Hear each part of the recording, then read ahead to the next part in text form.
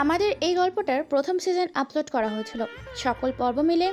এবার দ্বিতীয় season upload করছে সকল পার্ট দিয়ে। সবটাই মেহেরাব নিজ চোখে দেখেছে, কিন্তু কিছু বলতে পারেনি। আজ আকাশটা মেঘাচ্ছন্ন হয়ে আছে, মাঝে মধ্যে বিদ্যুৎ চমকাচ্ছে। আকাশে কোনো তারা নেই, মনে হচ্ছে মেঘের কালো আবরণে ঢেকে গেছে পুরো আকাশটা। চারিদিকে হাওয়া বইছে, মনে হচ্ছে কিছুক্ষণ পরেই বৃষ্টি শুরু হয়ে যাবে। রাফি দাঁড়িয়ে পরিবেশটা উপভোগ করছে, আর অন্য পাশে নুসরাত দোল্লায় বসে বসে মোবাইল চালাচ্ছে। বাতাসে তার চুলগুলো এলোমেলো হয়ে যাচ্ছে বারবার। সে বিরক্ত হচ্ছে বারবারই ঠিক করে নিচ্ছে। মেয়েটা দেখতে অনেক সুন্দর, কিন্তু তার মনটা খুবই খারাপ। গরিবদের পছন্দ করে না, গরিবদের সাথে মিশতে সংকোচ বোধ করে। রাফি এগুলো দেখছিল আর ভাবছিল, কিন্তু সেই মায়ে পড়তে চায় না। সে মনে করে এই একাকিত্ব থাকাটাই সর্বোত্তম, কারণ সবাই বিশ্বাসঘাতকতা করলেও একাকিত্ব কখনো কারোর সাথে বেইমানি করে না। তাই রাফি সবসময় একা থাকতেই পছন্দ করে। রাফি ছেলেটা গরিব হলেও মনটা তার ভালো, কেননা সে সব সময় সবার সাথে বিনয়ী আচরণ করে। ওর সাথে আমরা কত মজা করি, কিন্তু সে কোনো প্রতিবাদ করে না, সব মাথা পেতে নেয়। আজকের ঘটনা না মনে হচ্ছে অবিশ্বাস্যকর। রাফির সাথে সজীব এমন করাতে পুলিশ অফিসারটা রেগে সজীবকে নিয়ে চলে যায়। সামান্য ব্যাপারটা নিয়ে এত কিছু হয়ে যাবে নুসরাত ভাবতেও পারছে না। রাফির সাথে কি পুলিশ অফিসারটার কোনো সম্পর্ক আছে? নুসরাত আর কিছু ভাবতে পারছে না। হালকা হালকা করে বৃষ্টির ফোঁটা পড়ছে, তাই নুসরাত ছাদ থেকে নেমে যায়। রাফি আজ ভিজবে, অনেক ভিজবে সে। আজকের ঘটনাটা নিয়ে সে বেশ চিন্তিত। যদি ঠিক সময় করে পুলিশ অফিসারটা না আসতো তাহলে কি হতো ভাবতে পারছে না রাফি। বৃষ্টির দিনই এই শহরে আসে, আর পরের দিন থেকেই জীবনটা বলতে যায়। ভাবতেই তার ঠোঁটের কোণে নিঃশব্দে হাসি ফুটে ওঠে। সজীব পাশে গিয়ে সব জিনিসপত্র ভেঙে ফেলছে, কেউ তাকে থামাতে পারছে না। শহীদ হোসেনের ব্যর্থ হয়ে সোফায় বসে পড়ে। তিনি একটা কথা শুধু চিন্তা করছে, এমন একটা ছোট পুলিশ অফিসার তার ক্ষমতার কথা জেনেও ভয় না পেয়ে কথাটা বলেছে। তবে শহীদ রাজের চোখে অন্য কিছু দেখেছে, কি সেটা সে বুঝতে পারছে না। সজীবের একটাই কথা, ওই পুলিশ অফিসারকে সে মেরে ফেলবে। আর যার কারণে সজীবের এত অপমান হয়েছে, রাফি তাকে সে প্রথমে মারবে। তাই সজীব তার বড় ভাইকে ফোন দেয়, বড় রাজনৈতিক নেতা। সজীব ফোন দেওয়ার কিছুক্ষণ পর তার বড় ভাইয়ের ফোনে আসে। সজীব বলতে থাকে, আসবে ভাই, একটা সমস্যা হয়েছে। ওই পাশ থেকে আশফি বলে, কিরে তোর সমস্যা কি? আচ্ছা বল কি সমস্যা। ভাই সমস্যাটা অনেক বড়, একজনকে তুলে আনতে হবে।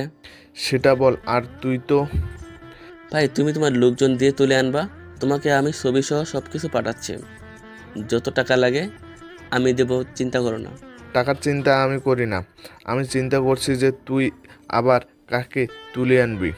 সেটা ছবি পাঠালে দেখে নিও, কাজটা কিন্তু আমার হওয়া চাই। সব ঠিক হয়ে যাবে, তুই আর টেনশন করিস না, দায়িত্বটা এখন আমার, সো আমারই চিন্তা থাকবে। আচ্ছা বলে সজীব ফোন কেটে দেয়। শহীদ সাহেব চিন্তামুক্ত হয়ে একজনকে ফোন লাগায়। ফোনের ওই পাশে আগন্তুকটা ফোন হুটিয়ে হাসতে থাকে। শহীদ সাহেব শুধু হাসির শব্দ পাচ্ছে। তিনি বলতে থাকেন, দুপুর 1:15। উস্তাদ থানার বাইরে দাঁড়িয়ে আছে, ভেতরে যাওয়ার সাহস পাচ্ছে না। সে কোনোদিন থানায় আশেপাশেও যায়নি, কিন্তু আজ রাফি ছেলেটার সম্পর্কে জানার জন্য সে থানায় আসছে। উস্তাদ ভেবে পায় না হঠাৎ অজানা ছেলের সম্পর্কে জানা তার এত কেন আগ্রহ। সে আর কিছু না ভেবে থানাতে প্রবেশ করে। অনেক অফিসাররা নুসরাতের দিকে চেয়ে আছে, তারা সবাই আগ্রহের দৃষ্টিতে চেয়ে আছে কেন মেয়ে থানায় এসেছে। নুসরাত যে একজন কনস্টেবলকে জিজ্ঞেস করে, স্যার, কালকে এই থানাতে একজন অফিসার মেয়রের ছেলেকে ধরে নিয়ে এসেছে। ওই স্যারের কেবিনটা কোনটা? কেন, ওনাকে কি প্রয়োজন? কোনো কেস লিখতে আসছেন? তাহলে আমাকে বলেন। কনস্টেবলটা বলে। নুসরাত বলে, প্লিজ বলেন ওনার কেবিনটা কোনটা, ওনাকে আমার খুবই প্রয়োজন। কনস্টেবলটা কিছুক্ষণ নুসরাতের দিকে তাকিয়ে থেকে বলে, ওই যে বাম পাশের কেবিনটা রাজ স্যারের। নুসরাত কনস্টেবলকে ধন্যবাদ দিয়ে রাজের কেবিনে চলে আসে। স্যার, ভিতরে আসতে পারি? রাজ বসে বসে মনোযোগ দিয়ে কিছু ফাইল লিখছিল। তখন কেউ কথাটা বলে। রাজ সামনে তাকিয়ে দেখে একজন মেয়ে ভেতরে আসার অনুমতি চাচ্ছে। রাজ বলে, প্লিজ আসেন। নুসরাত ভেতরে যেয়ে অনুমতি নিয়ে বসে। রাজ বলে, ম্যাম, আপনাকে কিভাবে সাহায্য করতে পারি? নুসরাত বলে, স্যার, আপনার কাছে আসছি একজনের সম্পর্কে জানার জন্য। জি বলেন, কার সম্পর্কে জানতে থানায় এসেছেন? নুসরাত একটু বেশি আগ্রহ নিয়েই বলে, স্যার, কালকে আপনি আমাদের ভার্সিটি থেকে একজনকে ধরে নিয়ে এসেছেন, যার নাম সজীব। রাজ একটু রাগান্বিত হয়ে বলে, ওই বেয়াদব ছেলেটার ইনফরমেশন জানার জন্য এসেছেন? রাজের রাগ দেখে নুসরাত একটু ভয় পেয়ে বলে, আসলে স্যার, ওর সম্পর্কে জানতে চাই না। তাহলে স্যার, সজীবকে একটা ছেলের শার্টের কলার ধরে টানতে টানতে রাস্তা নিয়ে এসেছিল, তার সম্পর্কে জানতে চাই। রাফিকে আপনি চিনেন কিভাবে? আপনার কি কোনো আত্মীয় হয়? রাজ মুচকি হেসে জবাব দেয়, ওই ছেলের নাম রাফি। আমি তোকে এই প্রথম দেখলাম, আর সে আমার আত্মীয় হতে যাবে কেন? আর ওই দিন সজীব রাফির সাথে এমন করলো কেন? নুসরাত ভয়ে ভয়ে বলে, আসলে স্যার, রাফি গরিব আর আনস্মার্ট, তো তাই রাফিকে সবাই অপমান করে। ওই দিন সজীব রাফিকে একটা কাজ দিয়েছিল, রাফি সেটা করবে না বলেছে, তাই এমন করেছে। ও আচ্ছা, তা আপনার আরও কিছু জানার আছে? না থাকলে আসতে পারেন এখন। নুসরাত থানার বাইরে এসে মন খুলে শ্বাস নিতে থাকে। তার মনে হচ্ছে এখন খুবই শান্তি। সে আবার ভার্সিটিতে চলে আসে।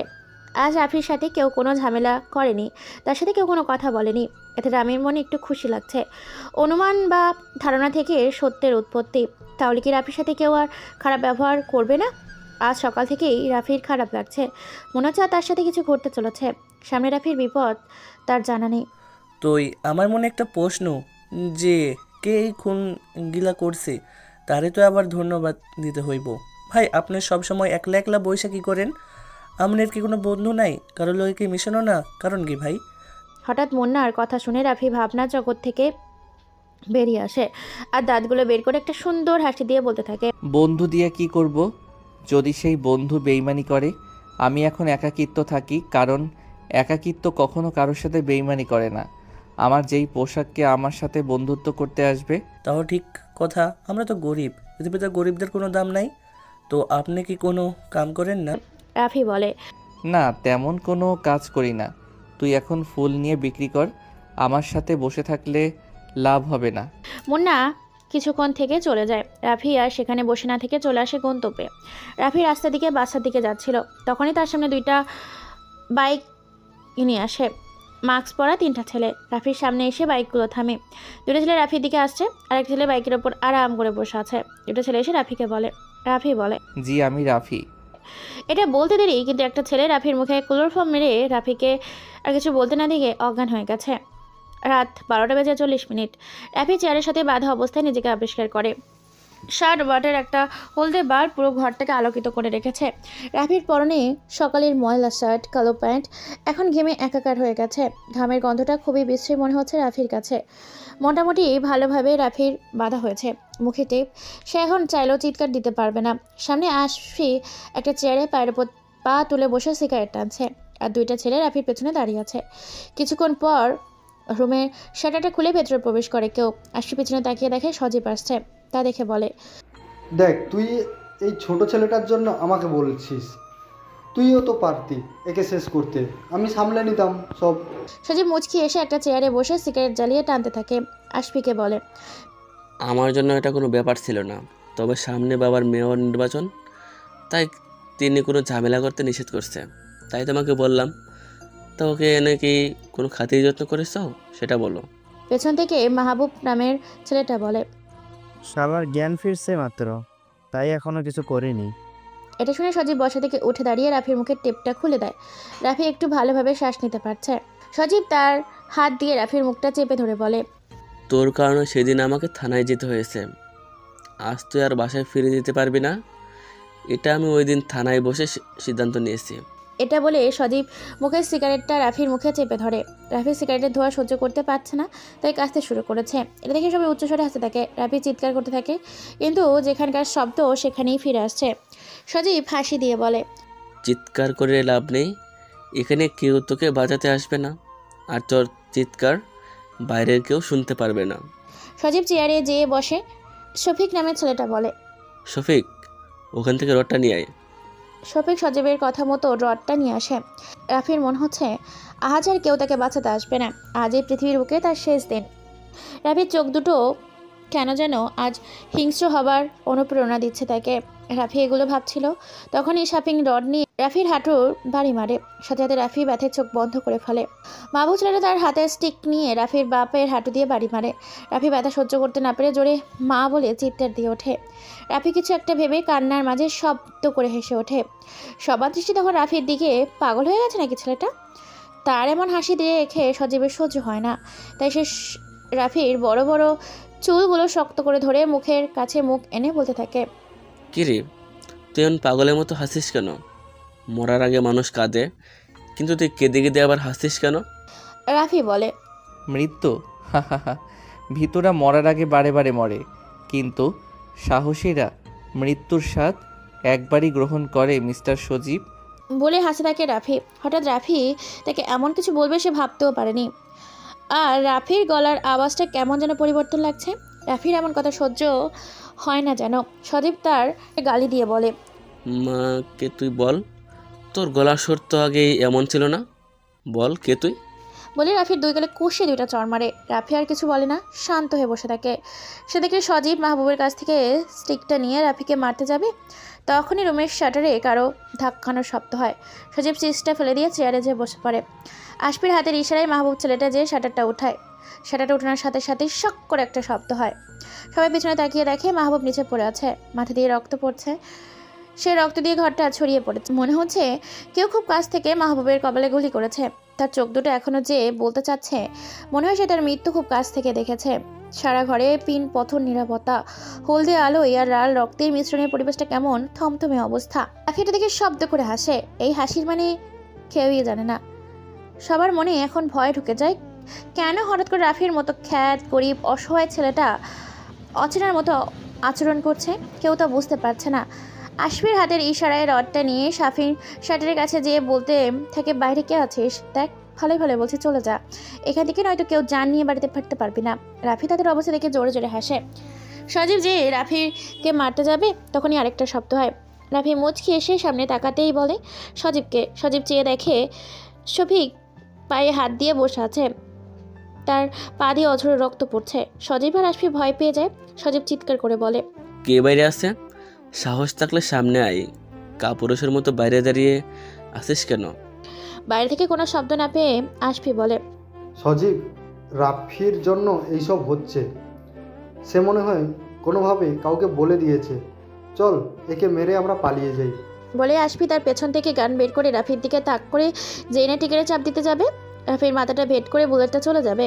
রাফি শুধু মুচকি হাসি হাসছে। কেউ বুঝতে পারছে না সে কিভাবে মৃত্যুকে সামনে দেখে মাথাটা ঠান্ডা করে বসে আছে। আশিফ যখনই টিকেটে চাপ দিতে যাবে, তখন একটা গুলির শব্দ হয়। রুমটা এখন নিস্তব্ধতায় বিরাজ করছে। কিছু মানুষের বুলেটের আওয়াজ, আজ কারো হাসির শব্দ। আশফি তার পিস্তলের ট্রিগারে চাপ দিতে যাবে, তখন একটা গুলির শব্দ হয়। গুলিটা আশফির পিস্তল থেকে বের হয়নি, গুলিটা পাশ থেকে করা হয়েছে। গুলিটা যেয়ে আশফির হাতের কবজিতে লাগে। আশফির হাত থেকে গানটা পড়ে যায়। সবাই চেয়ে আছে অপরিচিত আগন্তুকটার দিকে, যার পরনে কালো ভয়ঙ্কর ড্রেস। আগন্তুকটা আস্তে আস্তে সামনের দিকে এগিয়ে আসতে থাকে। সে এসে রাফির বাঁধন খুলে দিল। রাফি চেয়ার থেকে উঠে দাঁড়ায়। অনেকক্ষণ যাবৎ সে বসে বসে অস্বস্তি বোধ করছিল। আগন্তুকটা নিচ থেকে সিগারেট উঠিয়ে মাস্কের কাটা অংশ থেকে সিগারেট জোরে জোরে টানছে আর শব্দ করে হাসছে। রাফি কেবল সেদিকে চেয়ে আছে। তার কাছে সবকিছু অচেনা মনে হচ্ছে। রাফি যে টেবিলের ওপর থাকা সিগারেটের প্যাকেট নিয়ে একটা সিগারেট জ্বালায়। ধোঁয়াগুলো উপরে ছাড়তে থাকে। সে নিজের মাইন্ডটাকে ঠান্ডা করছে। সজীব এবার রাফির দিকে চেয়ে আর একবার আগন্তুকটার দিকে তাকায়। রাফি সিগারেট টানছে, এটা কি করে সম্ভব? তাকে তো সবাই মিলে খাওয়ার চেষ্টা করেছি, কিন্তু সে কিছু তো খায়নি বলেছে। সে কোনো সময় এগুলো খায়নি, কিন্তু আজ আমি নিজের চোখে এটা কি দেখছি। কে এই রাফি? আজ তাকে অন্য দিনের চেয়ে আলাদা লাগছে। আর ভাবছে হঠাৎ কোত্থেকে আগন্তুকটা আসছে। সজীব বোকার মতো চেয়ে আছে। পাশে আশফি তার হাত আর এক হাতের উপর চেপে ধরে দাঁড়িয়ে আছে। আগন্তুকটা বেশি কথা না বলে সজীবের পায়ে একটা গুলি চালায়। সজীব চিৎকার দিয়ে ওঠে। রাফির কাছেও আগন্তুকটাকে কেমন অচেনা লাগছে। তবে আগন্তুকটা মাফিয়াদের মতো করে গুলি চালায়, আবার তার স্টাইলটাও কেমন যেন অদ্ভুত। কেই আগন্তুক রাফি বুঝে উঠতে পারছে না। আজ মনে হচ্ছে এই রুমের বুলেটের বর্ষণ হবে আর কিছু লোকের চিৎকার। কেউ আসবে না তাদের বাঁচাতে। হয়তো রক্ত আর লালের লাশের গন্ধে হিংস্র জীবজন্তুরা এসে খুবলে খুবলে খাবে তাদের নিথর দেহগুলো। ভাবতেই রাফির সামনে যায়। রুমের ভেতর আর একটা গুলির শব্দ হয়, কিন্তু এবার আগন্তুকের পিস্তল থেকে গুলি বের হয়নি। সবার পেছন থেকে শফিক গুলিটা চালায়, কেমন যেন করে বসে আছে আধশোয়া অবস্থায়। ডান হাতে গুলিটা চালায়, সোজা গুলিটা যে লাগে আগন্তুকের হাতে, তার হাত থেকে গানটা পড়ে যায়। ঘরটা এখন নিস্তব্ধ বিরাজ করছে, কারো জানা নেই এখানে কে মরবে আর কে বাঁচবে। আশফি আবার একটু শব্দ করে হাসে, শফিককে বলে, সাবাস বেটা, একটা ভালো কাজ করেছিস। কোথা থেকে এসে আমার লোককে মেরে দিয়ে চলে যাবি? কি ভেবেছিস তুই তোকে ছেড়ে দেবো শালা? বা আগন্তুকটা উচ্চরে হাসতে থাকে, কিন্তু কথা বলে না। পাগল হয়ে গেছে মনে হয় লোকটা, কিন্তু সে এতক্ষণ তো ঠিকই ছিল। আশফি বলে, কিরে পাগল হয়ে গেছিস নাকি? এমনভাবে হাসতেছিস কেন? তবু আগন্তুকটা কিছু বলে না। সজীব বসা থেকে উঠে কোনো রকম এসে রাফির শার্টের কলার ধরে টানতে টানতে শার্টটা ছিঁড়ে ফেলে। রাফি কিছু বলছে না, শুধু দেখছে সজীব কি করে তার সাথে।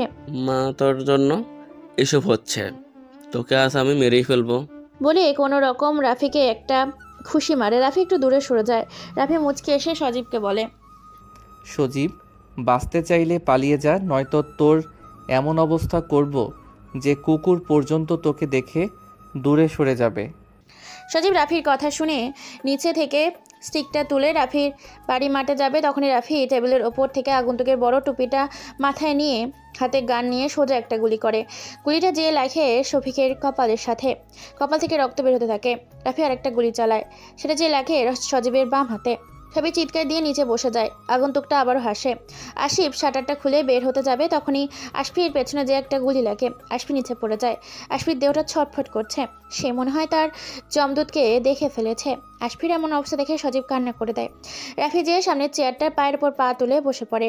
ডান হাতে পিস্তল, বাম হাতে জ্বলন্ত সিগারেট, মাথায় বড় টুপি, সাদা শরীরে বিভিন্ন জায়গায় রক্তের দাগ। রাফিকে দেখে যে কেউ বলে দিবে সে কোনো মাফিয়া, কিন্তু সে কি আসলেই মাফিয়া জানা নেই, সব ধোঁয়াশা। সজীব কান্না করতে করতে বলে, ভাই, কে আপনারা? আমাদের সাথে এমন করছেন কেন? আগন্তুকটা উচ্চ স্বরে হাসতে থাকে আর সিগারেট টানতে থাকে। সে যে চেয়ারে বসে থাকে। রাফি হাত দিয়ে গানটা নাচাচ্ছে আর হাসছে। সজীব, তুই এখন বল, আমাকে এখানে ধরে আনার মানে কি? সজীব একটা ঢুক গিলে বলে ফেলে, রাফি, ওই দিন তোমার জন্য আমাকে থানায় যেতে হয়েছে, তাই আমি তোমার উপর প্রতিশোধ নিতে এখানে আনছি। আমাকে প্লিজ, আমাকে মাফ করে দাও। বলে চিৎকার দিয়ে কান্না করতে থাকে। রাফি মুচকি এসে জবাব দেয়, তোদের উচিত ছিল আমাকে আরও আগে মেরে ফেলার, কিন্তু সবাই যেই ভুলটা করে তোরাও সেই একই ভুল করছিস। তুই ভার্সিটিতে আমাকে অনেক অপমান করেছিস, তাই বলে আমি সবসময় চুপ করে থাকবো তা আর হবে না। তুই যেমন তোর অপমানের প্রতিশোধ নিতে আমাকে ধরে এনেছিস, এখন আমি আমাকে অপমান করার প্রতিশোধ নিব। তাহলে কেমন হবে গেমটা? বলে জোরে জোরে হাতে থাকে। সজীব অনেক কান্নাকাটি করছে, কিন্তু সজীবের কানে যেন এগুলো যাচ্ছে না।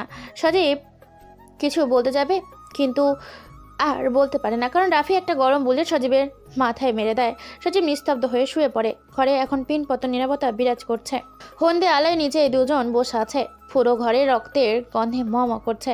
ফ্লোরে পড়ে আছে চারজনের লাশ। রাফির মাথার টুপিটা খুলে টেবিলে রাখে, হাতের গানটাও টেবিলের উপর রেখে আগন্তুকটাকে প্রশ্ন করে, কে আপনি?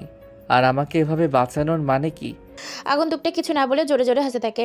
কি হলো বলেন, কে আপনি? আর এইভাবে হাসতেছেন কেন? এবার আগন্তুকটা হাসি থামিয়ে জবাব দেয়, বলে, আমি কে সেটা না জানাই ভালো।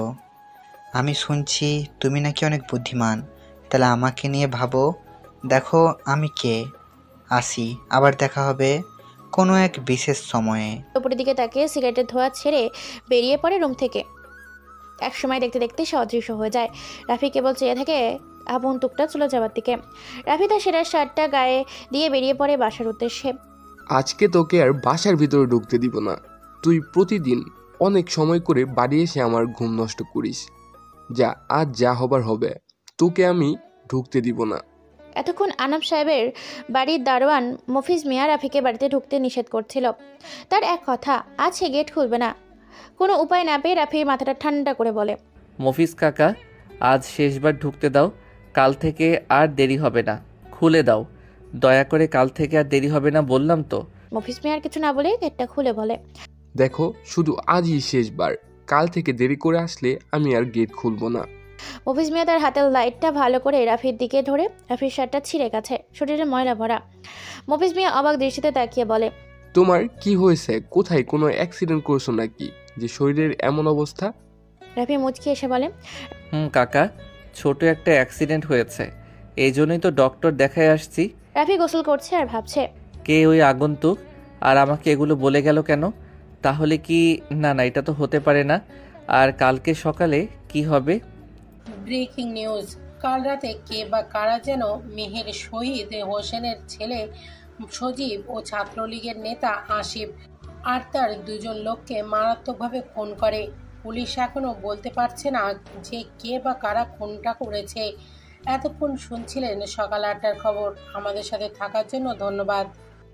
নিউজটা দেখে নুসরাত বসা থেকে উঠে দাঁড়ায়। তার যে বিশ্বাস হচ্ছে না যে সজীব মারা গেছে। ফোনটা নিয়ে এসে আয়ানকে ফোন করে, তার ফোনও বন্ধ দেখাচ্ছে। আবার হৃদয়কে ফোন দেয়। কিছুক্ষণ ফোন বাজার পর ফোন ধরে কান্না করে দেয়। হৃদয় কান্না করতে করতে বলে, নুসরাত, সজীবকে কারা যেন খুন করে ফেলছে। আমি তাদের বাসায় আছি, তুমি চলে এসো। সবাই এখানেই চলে এসেছে। হৃদয় ফোন কেটে দেয়। নুসরাতের খারাপ লাগছে, এতদিন চলাফেরা করেছে, তাকে বিরক্ত করেছে ঠিক আছে, কিন্তু তবু নুসরাতের খারাপ লাগছে। সে রেডি হয়ে চলে যায় সজীবের বাড়ি। স্যার, কোনো ক্লু পাইনি। যেখানে খুনটা হয়েছে সেই এরিয়াটা মেহরাবের এরিয়া, তাই ওনার ওপর কেসের দায়িত্ব পড়েছে। মেহরাব পুরো জায়গাটা পরিদর্শন করছে। রক্তে পুরো ঘর ছেয়ে আছে। একজন আরেকজনের উপর পড়া, একজন শাটারের সাথে লেপ্টে আছে। শার্ট 1-এর বাল্বটা এখনও জ্বলছে। টেবিলের উপর 2টা সিগারেটের প্যাকেট, ফ্লোরে জুতার ছাপ স্পষ্ট। এগুলো দেখছিল মেহরাব। তখন সাইফুল কথাটা বলে। মেহরাব রেগে বলে, কোনো ক্লু পাওয়া যায়নি? মানে কি, খুনি কি কোনো ক্লু রেখে যায়নি? সাইফুল কথাটা শুনে মাথাটা নিচু করে জবাব দেয়, স্যার, এমন কোনো ক্লু পাওয়া যায়নি যেটা দিয়ে আমরা খুনিদের কাছে পৌঁছতে পারবো। স্যার, 6টা বোতাম পাওয়া গেছে, কিন্তু সবগুলোতে রক্ত লেগে আছে। মেহরাব আর কিছু ভাবতে পারছে না। এটা কিভাবে সম্ভব? খুনি কোনো প্রমাণ রেখে যায়নি, তাহলে এই খুনের পিছনে কার হাত থাকতে পারে? সজীব আর আফসি কি খুনির প্রধান টার্গেট ছিল? যদি সজীবের শত্রু থাকে তাহলে সে আবার আফসিকে মারল কেন? সজীব আর আফসি এরা দুজন একসাথে হলো কিভাবে? একজন ভার্সিটির স্টুডেন্ট আর একজন রাজনৈতিক নেতা, তাহলে কি? না না না, মেহরাব ভাবতে পারছে না, সব তার কাছে ধোঁয়াশা মনে হচ্ছে। তখনই মেহরাবের কাছে একটা ফোন আসে। ফোনটা এমন কথা শুনে সে চমকে ওঠে। মেহরাবের মাথায় চিন্তার পাহাড় নেমে আসে, কারণ এখন মেয়র শহীদ হোসেন তাকে ফোন দিয়েছে। তিনি ফোন দিয়ে বললেন, কমিশনার, যেভাবে পারেন আমার ছেলে খুনিকে খুঁজে বের করুন। পৃথিবীর বুকে যেখানে লুকিয়ে থাকুক না কেন, ওদের বের করুন। আর যদি না পারেন তাহলে আমি আমার লোক দিয়ে শহরটা ধ্বংস করে দেব। এখন বলুন আপনি কি করবেন? এই কথা বলে মেহরাবকে কোনো কথা বলার সুযোগ না দিয়ে ফোনটা কেটে দেয়। মেহরাবের কপালে চিন্তার ছাপ পড়েছে। ওপর থেকে চাপ দিচ্ছে, আবার মেয়েরও চাপ দিচ্ছে। সে বুঝতে পারছে না কি করবে। রাজীব আজ একটু দেরি করেই ঘুমটা ভেঙেছে। আজ আর ভার্সিটিতে যাবে না সে। তাই সে চলে যায় কবির কাকার চায়ের দোকানে। প্রতিটা খবরের চ্যানেলের হেডলাইন, কাল রাতে মেয়রের ছেলে খুন, শহরের অবস্থা খুবই খারাপ, মেয়রের লোকজন বিশৃঙ্খলা সৃষ্টি করছে। রাফি খবরটা টিভিতে দেখে মুচকি হেসে চাটা শেষ করে চলে আসে। এখন রাফির মাথাটা একটাই প্রশ্ন ঘুরপাক খাচ্ছে, কে তাকে কালকে রাতে বাঁচিয়েছে? রাফির কাছে মনে হচ্ছে আগন্তুকটা কোনো রিয়েল মাফিয়া। রাফি সারাদিন এইসব আর্টিকেল পড়ে, তাই তার মাথায় আসছে সবই মাফিয়াদের স্টাইলের সাথে মিলে যায় আগন্তুকটার। তো রাফি আগন্তুকটার মুখটা দেখতে পারেনি মার্কসের জন্য, কিন্তু আগন্তুকটা রাফিকে এই মুহূর্তে ভাবনার মাঝে ফেলে দিয়েছে। রাফি একটা পার্কের বেঞ্চের ওপর যে বসে আরাম করে এগুলোর চিন্তা করছিল। তখনই ভাবনার মাঝ থেকে একটা ছেলে দৌড়ে রাফির কাছে আসে। মনে হচ্ছে কেউ তাকে দৌড়াচ্ছিল। রাফির সামনে এসে হাঁটুর উপর ভর দিয়ে কিছুক্ষণ মন খুলে শ্বাস নিয়ে রাফির হাতে একটা গিফটের কাগজ মোড়ানো বক্স দিয়ে দৌড়ে আবার চলে যায়। রাফি কেবল সেদিকেই চেয়ে আছে, কোনো কিছু বলছে না। সে কিছু বুঝে উঠতে পারছে না এটা কার দেওয়া বক্স, হয়তো সেটা ভুল করেই দিয়ে চলে গেছে। কিন্তু রাফি অবাক হয়ে যায় এটা দেখে যে বক্সের ওপর ছোট করে রাফি দা লেখা। সে বুঝে গেছে হয়তো এই শহরের কেউ তাকে চিনে গেছে। রাফি এই বক্সটা খুলবে না, বাসায় যে বক্সটা খুলবে। আপনার কি কোনো গার্লফ্রেন্ড আছে? রাজ তার কেবিনে বসে বসে কাজ করছিল। তখনই রিমি কথাটা বলে। দুপুরের খাবার দিতে এসে আর কোথাও যায়নি, রাজের কেবিনে এসে বসে পড়ে। রাজ অনেকক্ষণ যাবৎ দেখছিল রিমি কিছু বলবে, কিন্তু এমন কথা বলবে সে ভাবতে পারেনি। রাজ কথাটা শুনে বিষম খায়, টেবিলের উপর থাকা গ্লাসের পানি খেয়ে ফেলে। তারপর অবাক দৃষ্টিতে তাকিয়ে থাকে রিমির দিকে। এটা দেখে রিমি বলে, আপনাকে আমার দিকে চেয়ে থাকতে বলিনি, যেটা বলছি ওইটার উত্তর দিন। রাজ এদিকে স্বাভাবিক করে উত্তর দেয়। না, আমার জীবনে তেমন কোনো মেয়ে বা পছন্দের মানুষ নেই। তুমি আমাকে এমন প্রশ্ন করার মানে কি? রিমি আমদামতা করে বলে। এমনি জিজ্ঞেস করলাম। রিমির এমন অবস্থা দেখে রাজ মুচকি আসে। রিমি চলে যায় রাজের কেবিন থেকে। রাজ শুধু চেয়ে আছে রিমির চলে যাওয়ার দিকে। আজ সজীবের মৃত্যু 4 দিন, পুলিশ এখনো খুনিদের ধরতে পারেনি। মেহরাব কি করবে বুঝে উঠতে পারছে না। ওরা এত খুন হচ্ছে, কি হচ্ছে এগুলো? যদি এগুলো রাফিনদের গ্যাংরা মিলে করে, তাহলে সজীব আর আফসির সাথে তাদের কি শত্রুতা ছিল? যতদূর জানে মাফিয়াদের আলাদা ড্রেস আপ থাকে, তাহলে রাফিনদের দ্বারাই এই খুন সম্ভব না। সজীব যে লাশের পাশে শার্টের বোতাম পাওয়া গেছে, তাহলে সজীব আর আফসিকে তাদের কোনো কাছের শত্রু মারছে। সজীব আর আফসির শত্রু এক হতে যাবে কেন? খুনটা তাহলে কি করতে পারে? এসব ভাবতে থাকে মেহরাব। সব যেন ধোয়ানো ধোঁয়াশা। স্যার ভেতরে আসতে পারি? হঠাৎ কারো কথার আওয়াজে মেহরাব সামনে তাকিয়ে দেখে ইকবাল ভেতরে আসার অনুমতি চাচ্ছে। মেহরাব হাতের ইশারায় আসছে বলে। আজ ইকবাল অন্য দিনের চেয়ে আলাদা ড্রেস আপ পরেছে। সাদা কালারের মোটা জ্যাকেট, মাথায় ক্যাপ। আর এই গরমের সময় যে কেউ জ্যাকেট পরতে পারে না, তাই ইকবালকে দেখেই বোঝা যাবে। মেহরাব জানে ইকবাল যখন থানায় আসে তখন সে কোনো রকম গুরুত্বপূর্ণ সংবাদ নিয়ে আসে। তাই মেহরাব আগে বলে। তা এই অসময়ে থানা কেন? ইকবাল বলে, স্যার আপনি তো জানেন আমি কোনো দরকারি বা গুরুত্বপূর্ণ সংবাদ ছাড়া থানায় আসি না। ইকবাল তো আমার সামনে সিগারেট তো দূরের কথা চাও পান করতো না, তাহলে আজ তার কি হলো? ইকবালের এমন কথা শুনে মেহরাব চমকে ওঠে। কেবল তিনি ইকবালের দিকে অবাক দৃষ্টিতে তাকিয়ে থাকে। অন্য দিনের চেয়ে আজকের ব্যবহারটা কেমন যেন লাগছে মেহরাবের কাছে। মেহরাব একটা মুচকি হাসি দিয়ে সিগারেট জ্বালানোর অনুমতি দেয়। ইকবালের অনুমতি পেয়ে মুচকি এসে প্যাকেট থেকে 2টা দামি ব্র্যান্ডের সিগারেট বের করে একটা তার ছোট চাপে আর একটা মেহরাবের দিকে দেয়। এবার মেহরাব অবাকের চরম পর্যায়ে চলে যায়। সে ভাবতেও পারেনি ইকবাল এমন একটা দুঃসাহস দেখাবে। মেহরাবও ঠান্ডা মাথার খেলোয়াড়, তাই সে কিছু না ভেবে সিগারেটটা ঠোঁটে চাপে। বলো, এবার কি তোমার গুরুত্বপূর্ণ কথা? ইকবাল একটা রহস্যময় মুচকি হাসি দেয়। মেহরাব ভাবতেও পারেনি ইকবাল এমন সময় রহস্যময় মুচকি হাসি দিতে পারে। আজ 4 বছর ধরে ইকবাল মেহরাবের হয়ে কাজ করছে, কিন্তু কখনো এমন তো রহস্যময় মুচকি হাসি দেয়নি। আর আজকের মতো ব্যবহার তো কখনো করেনি। কি ব্যাপার, তুমি এমন করে হাসতেছ কেন? কিছু বলার থাকলে বলো, না হলে তুমি আসতে পারো। একটা কেসের ঝামেলায় ভালোভাবে ফেসে গেছি, তুমি আবার সময় নষ্ট করছো। কি বলবে তাড়াতাড়ি করে বলবা। ইকবাল জ্বলন্ত সিগারেটটা জোরে টান দিয়ে বিষাক্ত ধোঁয়াগুলো উপরের দিকে ছেড়ে বলতে থাকে, আপনার কেসটা যদি আমি সামলে দেই কেমন হবে? মানে বুঝতে পারছি না কি বলতে চাচ্ছ। না বোঝা লাগবে না, আপনাকে একটা গল্প শোনাই। শহরে নতুন 2টা ছেলে আসে। তাদের উদ্দেশ্য শহরটা তাদের রাজে চলবে, কিন্তু দেশের সব শহরের মতো এই শহরটা এক না।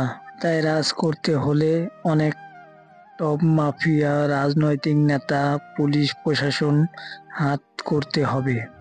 সব কিছু করছে এখন শুধু মানুষের ভিতর ভয় আর আতঙ্ক ঢুকাবে। কিন্তু এক সময় তাদের একটা বন্ধু বা দলের লোক ওদের সাথে বেইমানি করে, তাহলে কেমন হবে বলুন তো? এগুলো বলে ইকবাল আরেকটা সিগারেট জ্বালায়, আরেকটা মেহরাবকে দেয়। ঘরটা ভিতর এখন বিষাক্ত ধোঁয়াগুলো উঠছে। মেহরাব ইকবালের কিছু কথা বুঝতে পারছে, কিন্তু শেষে বেইমানি করে সেটা বুঝতে পারছে না। তাই মেহরাব তাড়াতাড়ি প্রশ্ন করে ফেলে, কে সে বেইমান? ইকবাল বিষাক্ত ধোঁয়াগুলো উড়াচ্ছে আর দেখছে মেহরাবও শান্ত দৃষ্টিতে অধীর অপেক্ষায় বসে আছে কখন তার প্রশ্নের উত্তর পাবে।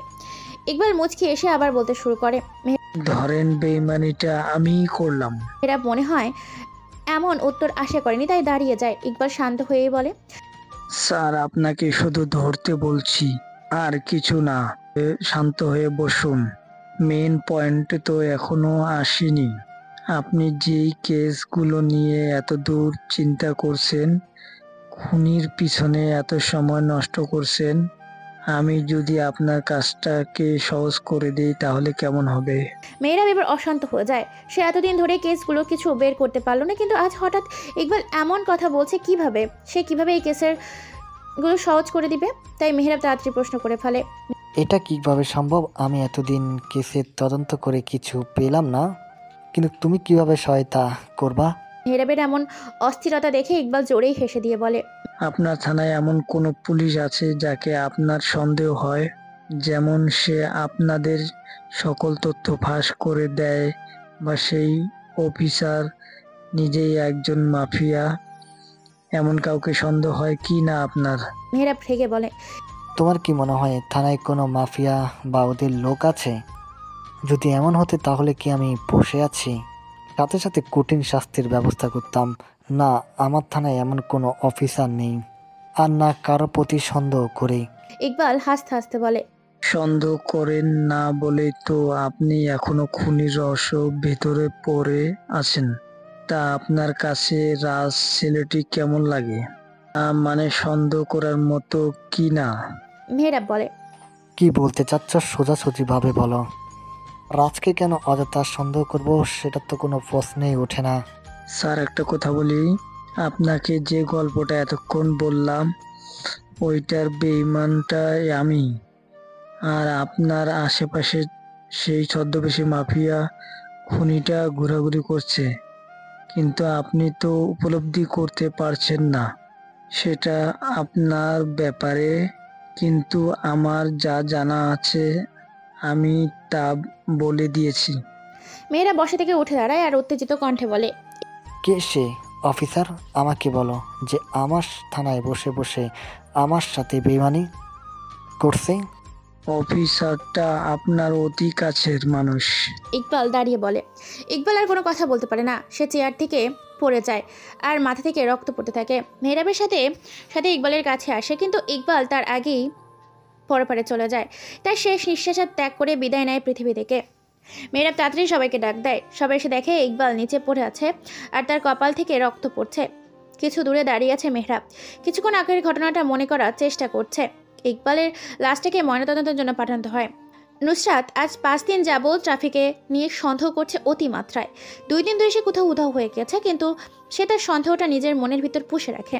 নুসরাত খেয়াল করছে রাফি অন্য দিনের চেয়ে আজকে কি নিয়ে যেন বেশি চিন্তিত। রাফি আবার কিসের চিন্তা? সে 2 দিন কোথায় ছিল জানতেই হবে, এগুলোই ভাবছিল নুসরাত। তখনই রিয়া বলে ওঠে, কি রে, কতক্ষণ ধরে দেখছি তুই এই ক্ষেতের ছেলের দিকে তাকিয়ে আছিস, ভালোবেসে ফেলেছিস নাকি?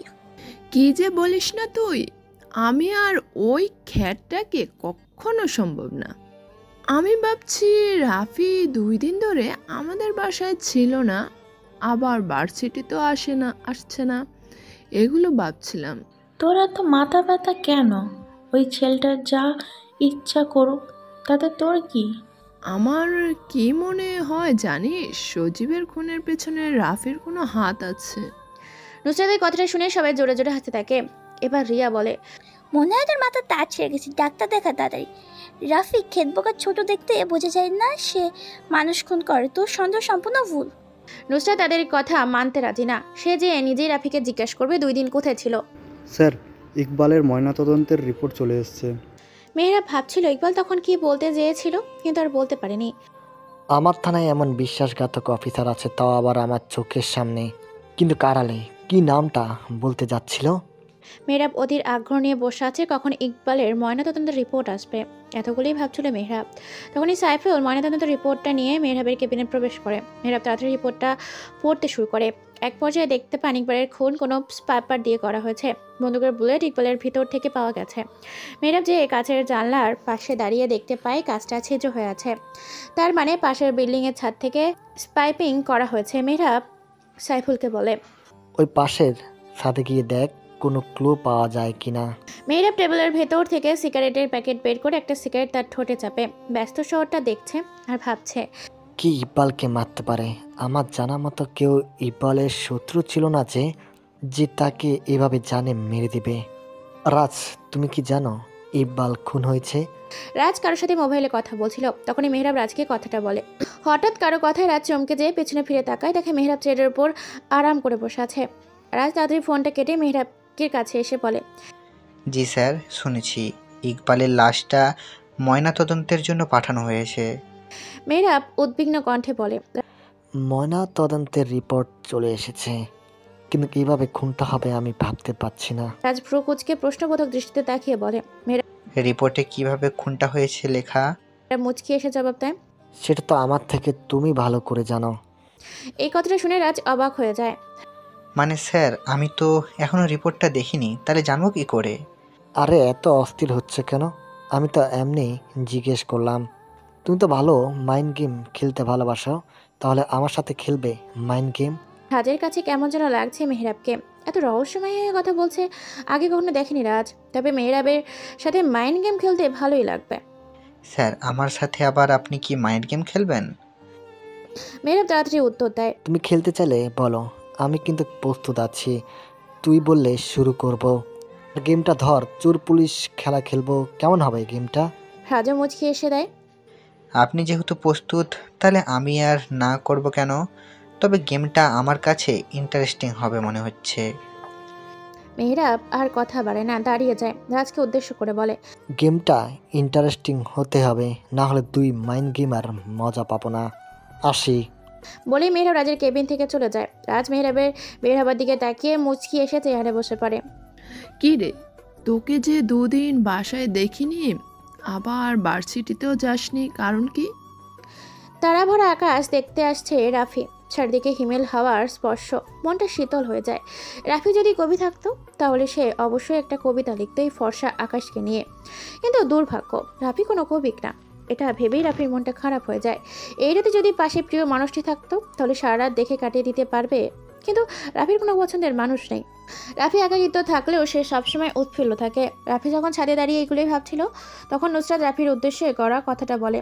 রাফি পেছন ফিরে দেখে নুসরাত দোলনায় বসতে বসতে কথাটা বলে। রাফির হাতে একটা সিগারেটের প্যাকেট, তার থেকে একটা সিগারেট জ্বালায় সেটা টানতে থাকে। রাফি যেন বিশ্বাস করতে পারছে না, হঠাৎ মনে মনে বলে ওঠে, নুসরাত মেয়ে হয়ে সিগারেট খায়, কিন্তু আগে তো কখনো নুসরাতকে সিগারেট খেতে দেখিনি। তাহলে নুসরাতের প্রতি রাফির মনে ঘৃণা সৃষ্টি হয়। রাফি বিরক্ত বোধ করে নুসরাতকে উত্তর দেয়, জি, গ্রামের বাড়িতে গিয়েছিলাম। নুসরাত প্যাকেট থেকে একটা সিগারেট বের করে রাফির দিকে দেয়, কিন্তু রাফি তা নেয় না। সিগারেটের প্রতি রাফির অনীহা দেখে একটা মুচকি হাসি দেয়।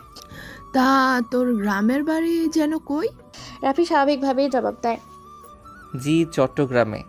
সিগারেট ধোয়ার উপরের দিকে ছেড়ে বলে, চট্টগ্রাম থেকে ঢাকায় এত তাড়াতাড়ি আসলি কিভাবে? রাফি বুঝতে পারছে না নুসরাত তাকে এত প্রশ্ন করছে কেন। ট্রেন দিয়ে আসছি, তাই সময় কম লাগছে। রাফি, তুই জানি কেমন ছেলে বুঝছিস? আমার কাছে তোকে শুধু রহস্যময়ী লাগে। তুই কি আদৌ বোকা নাকি রহস্যময়ী বুঝতে পারছি না। রাফি কেমন যেন থমথমে অবস্থা হয়ে গেছে, তাই সে আমতামতা করে জবাব দেয়, আমি আবার কেমন ছেলে? আমি কেন রহস্যময়ী ছেলে না?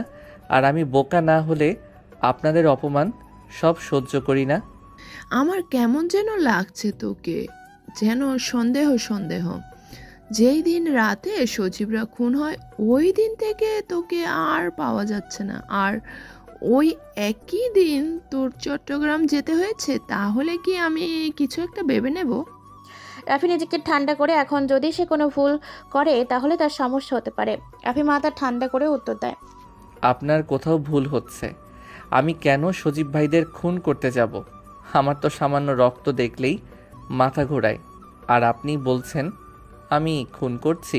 এক নিঃশ্বাসে কথাগুলো বলে থামে রাফি। নুসরাত দেখতে পাচ্ছে রাফির চোখে ভয় নয়তো আতঙ্ক ছলছল করছে। নুসরাত মুচকে এসে রাফিকে বলে, আমি তো বলিনি তুই সজীবদের খুন করেছিস। আমি তো শুধু তোকে সামান্য সন্দেহ করেছি। এখন কিন্তু আমার সন্দেহটা সত্যি হবে মনে হচ্ছে। রাফি কোনো রকম নিজেকে শান্ত করে উত্তর দেয়, আমি তো আপনার সন্দেহ দূর করার জন্য এই কথা বলছি। তবে তুই আমার সন্দেহের তালিকায় প্রথমে আছিস। এমন কিছু করলে আমি কিন্তু পুলিশকে বলতে বাধ্য হব। রাফি যেন হাঁপ ছেড়ে বাঁচল, মুচকি এসে জবাব দেয়, এমন কিছু করব না যাতে আপনার পুলিশের কাছে যেতে হয়। নুসরাত হাত দিয়ে নিজের কপালটা স্লাইড করছে, রাফিকে বলে, তা যেন হয়।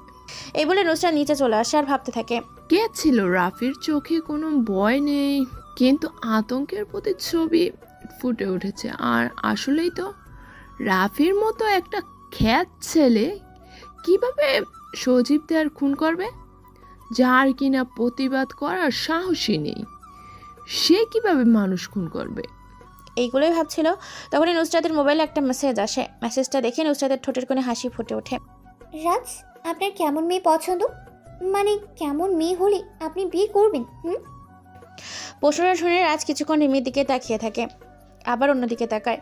রাজ দেখতে পাচ্ছে রিমির চোখে মুখে লজ্জা ছাপ। রাজের প্রতি যে একটা অনুভূতির সৃষ্টি হয়েছে সেটা তার চেহারা দেখেই বোঝা যাচ্ছে। তবে এই নিয়ে অনুভূতির কি ভালোবাসা নাকি ভালো লাগা সেটা জানে না রাজ। রিমির প্রতি এর উত্তরে রাজ বলে, আমার তেমন কোনো মেয়ে পছন্দ নেই, তবে আমি কখনো আমার অনিশ্চিত জীবনে কোনো মেয়েকে স্থান দিতে পারবো না। রিমি বড় বড় চোখ করে বলে, অনিশ্চিত জীবন মানে? বুঝিনি আপনার কথা। রাজ একটা মুচকি হাসি দিয়ে বলে, পুলিশের চাকরি মানেই তো জীবন মরণের খেলা, যে কোনো সময় কোনো কিছু হয়ে যেতে পারে।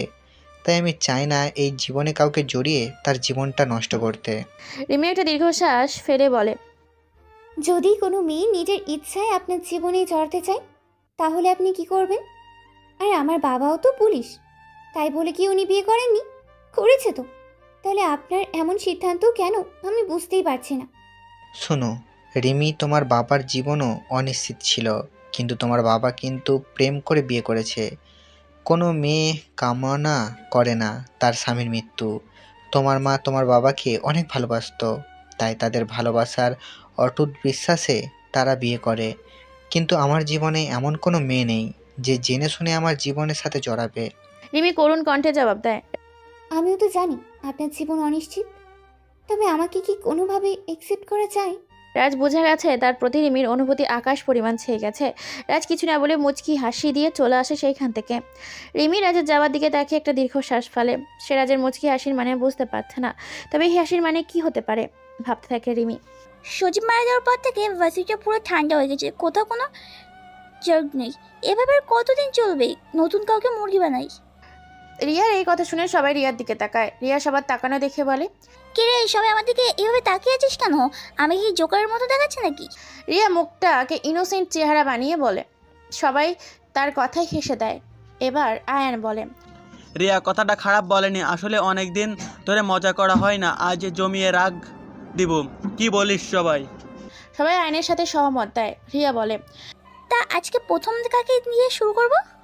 মামা দেখ, একটা মেয়ে বোরকা পরে আসতেছে, চল আজকে এই মেয়েটার দিয়েই শুরু করি। হৃদয়ের কথায় সবাই গেটের দিকে তাকিয়ে দেখে একটা কালো বোরখা পরে মেয়ে আসতেছে। সবাই ভাবছে এই আধুনিক যুগে কেউ এরকম কালো বোরখা পরে আসে। জান্নাতের আজ ঢাকা বিশ্ববিদ্যালয়ের প্রথম দিন। তার অনেক দিনের স্বপ্ন ঢাকা বিশ্ববিদ্যালয়ে পড়ার, তাই সে সিলেট থেকে এখানে ট্রান্সফার হয়ে দ্বিতীয় বর্ষে ভর্তি হয়েছে। সে ঘুরে ঘুরে দেখছিল ভার্সিটিটা। ক্যাম্পাসটা খুবই বড় আর সুন্দর, তাই ভালো করে সে ঘুরে ঘুরে দেখছিল। তখনই পাশ থেকে একটা মেয়ে ডাক দেয়, কিন্তু কাকে ডাকছে সে বুঝতে পারছে না জান্নাত। কিন্তু যখন মেয়েটা কালো বোরখাওয়ালি বলে ডাক দিল, তখনই জান্নাত দেখে আশেপাশে কেউ কোনো কালো বোরখা পরেনি। তাই সে মেয়েটার ডাকে সেখানে যায়। আসলে রিয়ারা মজা করার জন্যই জান্নাতকে ডেকেছে। জান্নাত জানে না ওর সাথে আজ কী হতে যাচ্ছে। জান্নাত গুটি গুটি পায়ে ওদের সামনে আসে আর সবাইকে সালাম দেয়। জান্নাত বুঝতে পারছে না কেন তাকে ডাকা হচ্ছে, তাই সে প্রশ্ন করে ফেলে, আপু আমাকে কেন ডেকেছেন? রিয়া মুচকি এসে বলে, এত তারা কিসের? তোমাকে কিছু প্রশ্ন করা হবে আর কিছু কাজ করতে হবে।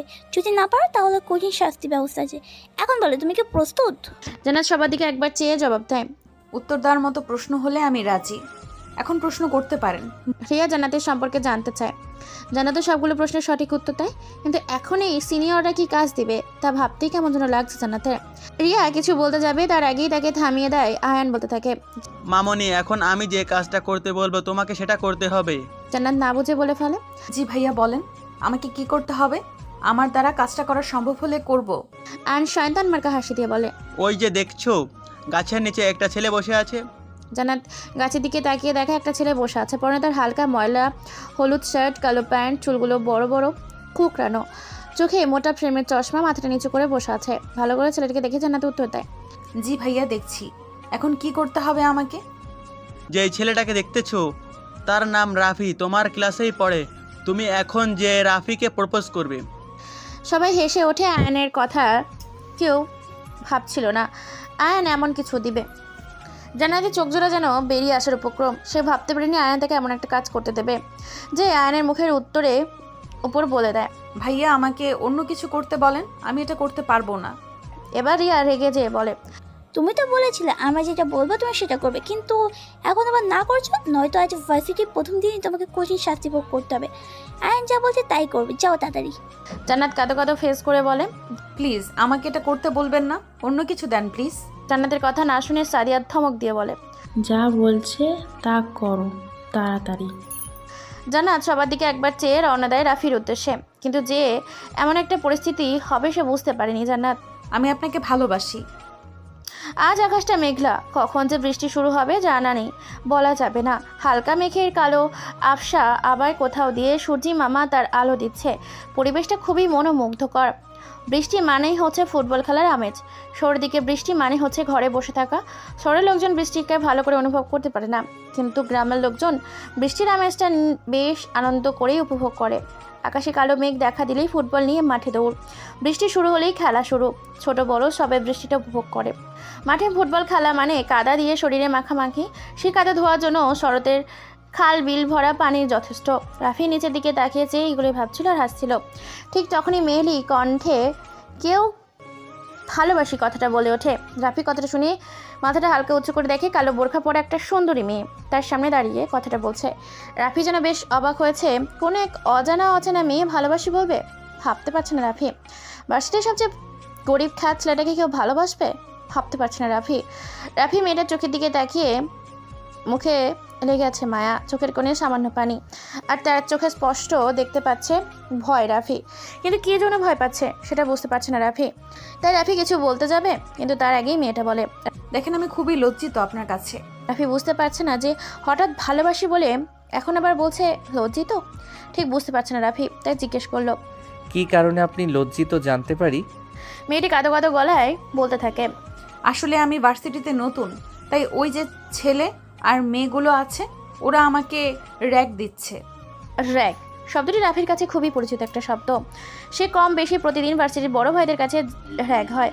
রাফি মনে হয়ে যায় ভার্সিটির প্রথম দিনের কথা, ভাবতেই কেমন যেন নিজেকে অচেনা লাগছে। প্রত্যুত্তরে রাফি বলে, এখন আমাকে কি করতে হবে? আপনাকে আর কিছু করতে হবে না, আর ধন্যবাদ। জান্নাত রাফিকে আর কিছু না বলে চলে আসে আয়ানদের কাছে। সবাই জান্নাতকে নিয়ে মজা করছে, জান্নাত নীরবে তা সহ্য করছে। জান্নাত ওদের অপমান সহ্য করতে না পেরে দৌড়ে চলে আসে ক্লাসের দিকে। আর দিকে সবাই জান্নাতের কাণ্ড দেখে অট্ট হাসিতে মেতে ওঠে। রাফি ওদের হাসির দিকে তাকিয়ে আছে। সবার প্রতি রাফির একটা রাগ হয়। সময়টা রাত 2টো। ফাহাদ, তাহের, সিয়াম, আকিব মদ খেয়ে মাতলামো করতে করতে রাস্তা দিয়ে আসছিল। তখনই তাদের সামনে একটা কালো কালারের বাইক থামে। হঠাৎ তাদের সামনে বাইক থামার কারণে তারা দাঁড়িয়ে যায়। বাইক থেকে নামে অচেনা একটা আগন্তুক। তার স্টাইলটাও কেমন যেন অন্যরকম। পরনে কালো কোট যা পায়ের হাঁটু পর্যন্ত লম্বা, মাথায় কালো টুপি, পায়ে কালো জুতা, মুখটা ভালো করে দেখা যাচ্ছে না। ফাহাদরা বুঝতে পারছে না কে আগন্তুক যে এত রাতে ওদের সামনে এসে বাইক থামায়। আগন্তুকটা ছেলে নাকি মেয়ে তাও বোঝা যাচ্ছে না। ফাহাদ রেগে বলে, কে তুই ভাই, এত রাতে আমাদের সামনে বাইক থামিয়েছিস? তাদের কথা শুনে আগন্তুকটা উচ্চ স্বরে হাসতে থাকে। পকেট থেকে সিগারেট বের করে একটা সিগারেট জ্বালায় আর বিষাক্ত ধোঁয়াগুলো উপরের দিকে ছাড়তে থাকে। সবাই আগন্তুকটার আচরণে বেশ অবাক, কিন্তু সবচেয়ে বেশি অবাক হয় তখনই যখন আগন্তুকটা হাসে, কারণ আগন্তুকটা আসলেই একজন মেয়ে, আর মেয়ে হয়ে সিগারেট টানছে। খুবই অবাক হয়ে যায় সবাই। তাহের এবার বলে, এই খান বাচ্চা এমন ভাবে হাসতেছিস কেন? তবুও আগন্তুকটা কিছু বলে না, সিগারেট জোরে টান দিয়ে বলতে থাকে, শুনলাম তোরা নাকি শহরে মাস্তানি করে বেড়াস, তোরা কার ক্ষমতায় তোরা মাস্তানি করিস? সিয়াম জোরে বলে, আমাদের ক্ষমতা লাগে না মাস্তানি করতে, তবে আমাদের শক্তি জানিস কে? রাফিন আর রাফসান। রাফিন আর রাফসানের কথা শুনে আগন্তুকটা জোরে হাসতে থাকে আর বলে, কি রাফিন রাফসান তাদের কি তোরা দেখেছিস? রাকিব বলে, তাদের দেখতে হয় না, এমনিতেই আমরা তাদের অনুভব করি। আগন্তুকটা তাতে দাঁত চেপে বলে, তাহলে ডাক তোদের ভাইদের, দেখি আজ তোদেরকে বাঁচায়। হাত হাসতে হাসতে বলে, ভাইদের ডাকতে হবে কেন? আর আমাদের মারবে কে যে বাঁচানোর জন্য ডাকবো? ফাহাদ আর কিছু বলতে পারে না, তার আগে একটা গুলি চালানোর শব্দ হয়। বুলেটটা যে এর আগে আকিবের হাঁটুর ওপর। আকিব জোরে একটা চিৎকার দিয়ে মাটিতে বসে পড়ে। ফাহাদ পেছন থেকে গান বের করার আগেই 3টা গুলি হয়। একটা বুলেট যে সিয়ামের বাম পায়ের মধ্য অংশ লাগে, সিয়াম যেন ব্যথা সহ্য করতে পারেনি, নিচে বসে যায়। একটা বুলেট যে তাহের ডান হাতের কবজিতে লাগে। সে বাম হাত দিয়েই কোনো রকম কবজিটা ধরে রেখেছে। ফাদের উরুর মাঝখানে গিয়ে লাগে। পরিবেশটা এখন থমথমে অবস্থা, কিন্তু চারজনের অনাগন্ত চিৎকার। এত রাতে এই রাস্তা দিয়ে কোনো গাড়ি চলা নিষেধ, তাই রাস্তাটা পুরো ফাঁকা।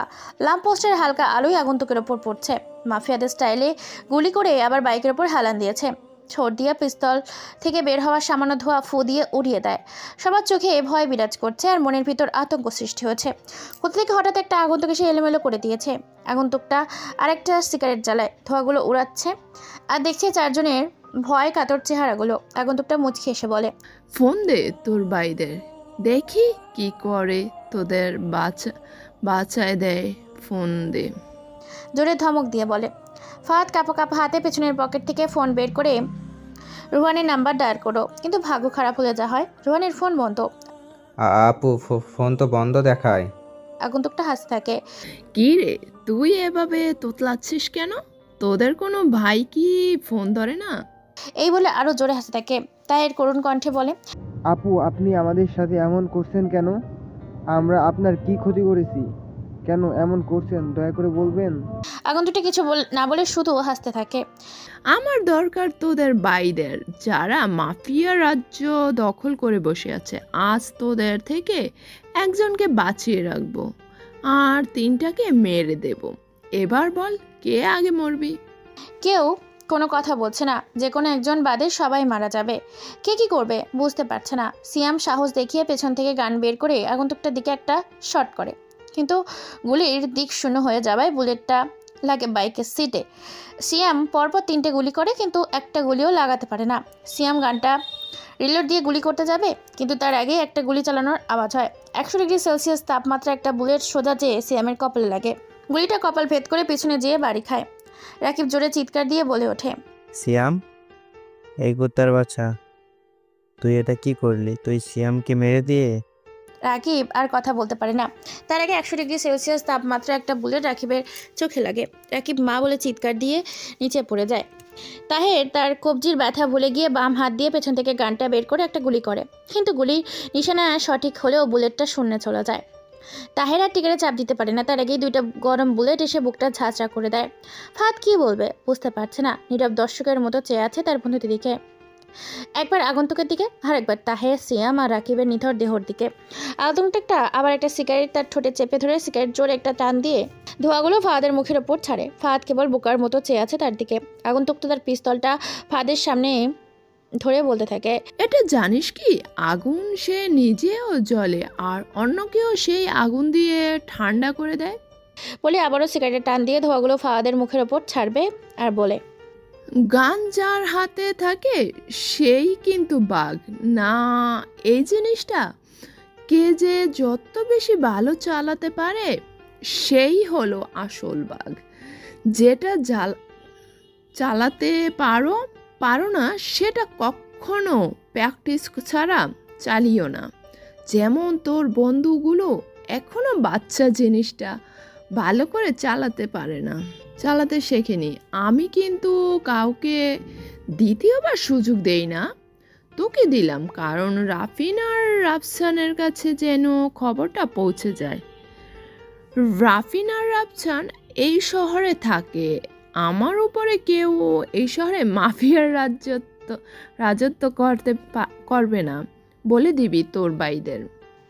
এটা বলে আগন্তুকটা তার হাতের সিগারেটটা জোরে টান দিয়ে মাটিতে ফেলে পা দিয়ে পিষে বাইরের উপর বসে। আরেকবার ফাহাদের দিকে তাকিয়ে হাত দিয়ে গুলি করার স্টাইল দেখিয়ে চলে যায়। রাস্তাটা সোজা হওয়ার আগন্তুকটা যতক্ষণ পর্যন্ত অন্ধকারে মিলিয়ে না যায় ততক্ষণ পর্যন্ত ফাহাদ সেদিকে চেয়ে থাকে। একসময় আগন্তুকটা রাতের আধারে মিলিয়ে যায়। আপনি আমার থেকে কিভাবে দূরে দূরে থাকেন কেন? রিমির কথায় মোটেও অবাক হয়নি রাজ, কারণ সে জানে রিমি এমন কিছুই বলবে। রাতে রাজের ঘুম আসছিল না বলে ছাদে চলে আসে, কিন্তু কিছুক্ষণ পরেই রিমিও চলে আসে ছাদে। প্রথমে রাজ বুঝতে না পারলেও কিছুক্ষণ পর বুঝে যায় রিমি রাজের কারণেই ছাদে এসেছে। রাজ রিমিকে ছাদে দেখে অন্য সাইডে চলে গেছে। রিমি যে রাজের কথা বলে। রাজ মুচকি এসে জবাব দেয়, রিমি তুমি এত রাতে ছাদে কি করছো? তোমার বাবা যদি একবার দেখে আমি আর তুমি এক রাতে ছাদে দাঁড়িয়ে কথা বলছি তাহলে কিন্তু সমস্যা হয়ে যাবে। রিমি রাজের কথা শুনে শুধু মুচকি হাসে। আপনার কথা আমি বাবাকে বলছি। রাজের চোখ বড় বড় হয়ে যায়। বলে কি মেয়ে? কি? আরে ভয় পাবেন না, আমি তো এমনিই বলছি, মজা করছি আপনার সাথে। রিমি হাসতে হাসতে বলে, দেখো রিমি, তোমার মাথায় এখন যা আসছে তা সব আবেগ। আবেগ কেটে গেলে সব শেষ হয়ে যাবে। আর আমি তো আমার মতামত জানিয়ে দিয়েছি, আমি আমার জীবনের সাথে কোনো মেয়ে মানুষের জীবন জড়াবো না। তবে তা শুনে কেন তুমি এমন পাগলামো করছো? প্লিজ বলো আমাকে। রিমি বলে, অনেক রাত হয়েছে, ঘরে চলেন। আর এইসব কিছু আমার আবেগ না, সত্যি আমি আপনাকে ভালোবাসি। আচ্ছা, যদি কখনো শোনো আমি কোনো পুলিশ না বরং একজন মাফিয়া, তখন কি তুমি আমাকে মেনে নেবে? এটা বলে রাজ মুচকি এসে চলে আসে ছাদ থেকে। রিমি সেখানেই চিন্তাই করছে কি বলে গেল রাজ, সে কিছুই বুঝতে পারছে না কি তার মুচকি হাসির মানে। আবারও রাজ রিমিকে গোলক ধাঁধার মধ্যে ফেলে দিয়েছে। আজ আবারও পুলিশ বনানীর একটা নির্জন এলাকা থেকে 3টে ছেলের লাশ উদ্ধার করেছে। শহরের অবস্থা বেশি একটা ভালো না। 2-3 দিন পর পর কেউ খুন করে চলে যাচ্ছে। পুলিশ এখনো কোনো কেসের খুনিকে শনাক্ত করতে পারেনি। শহরের এক ধরনের আতঙ্ক সৃষ্টি হয়েছে। কে বা কারা এই খুনগুলো করছে তা জনগণের কাছে ধোঁয়াশা। রাজ, আজকের কেসটা তুমি হ্যান্ডেল করো, আমি অন্যগুলো নিয়ে ব্যস্ত। রাজ বসে বসে চিন্তা করছিল কে ছেলেগুলোকে এইভাবে মারলো। ঠিক তখনই মেহরাব রাজের কেবিনে এসে কথাটা বলে। রাজ যেন এটাই চাচ্ছিল যে কেসটা মেহরাব রাজের হাতেই দিবে। রাজ মুচকি এসে জবাব দেয়, স্যার, কোনো সমস্যা নেই, আমি সামলে নিব, আপনি অন্যগুলো দেখেন। মেহরাব রহস্যময় একটা হাসি দিয়ে রাজের উপহার দিয়ে তার কেবিন থেকে চলে যায়। রাজ বুঝতে পারছে না কিছুদিন ধরে মেহরাব তার সাথে কথাগুলো শুধু রহস্য মুচকি হাসি কেন, তো কেন এই মুচকি হাসি তা রাজের আজও অজানা। মেহরাব বসে বসে পুরনো কিছু ফাইল চেক করছিল। ঠিক তখনই তার মোবাইলে একটা মেসেজ আসে। তাড়াতাড়ি করে মেহরাব মোবাইলটা হাতে নিয়ে মেসেজটা পড়তে থাকে। সে যেন এই মেসেজটার জন্য অপেক্ষা করছিল। মেসেজটা পড়ে মেহরাব নিঃশব্দ হাসতে থাকে। হাসিটা তিনি নিজের মধ্যেই লুকিয়ে রাখছে। নুসরাত, কাল রাতে যে বনানী এলাকায় 3টে ছেলে খুন হয়েছে খবর দেখেছিস? রিয়ার কথা শুনে নুসরাত একটা মুচকি হাসি দিয়ে বলে, শুনছি ছেলেগুলোকে নাকি খুব বাজেভাবে মারা হয়েছে। ভাবতেই আমার কেমন যেন লাগছে। আসলে শহরে এখন যে অবস্থা খুব খারাপ, কোন দিন জানি আমাদের কিছু না হয়। আরে আমাদের কি হবে? আমরা কি ওদের কোনো ক্ষতি করেছি নাকি? আয়ান বলে, তবে তোরা যাই বলিস না কেন, আমাদের কিন্তু সাবধানে থাকতে হবে। আমাদের বন্ধু সজীবকে কেউ খুন করে দিল। কারো সাথে তো সজীবের এমন কোনো শত্রুতা ছিল না যে তাকে মেরে দেবে। আমি কিন্তু ওই দিন একটা আর্টিকেল কিনেছি, খুবই ভালো। তোরা কেউ নিয়ে পড়তে চাইলে আমাকে বলিস। সবাই বইয়ের নাম জানতে চাইলে আয়ান তার ব্যাগ থেকে বইটা বের করে দেখায়। বইয়ের ওপর সুন্দর করে লেখা, দ্য আর mafia king, Rafin and Rafsan.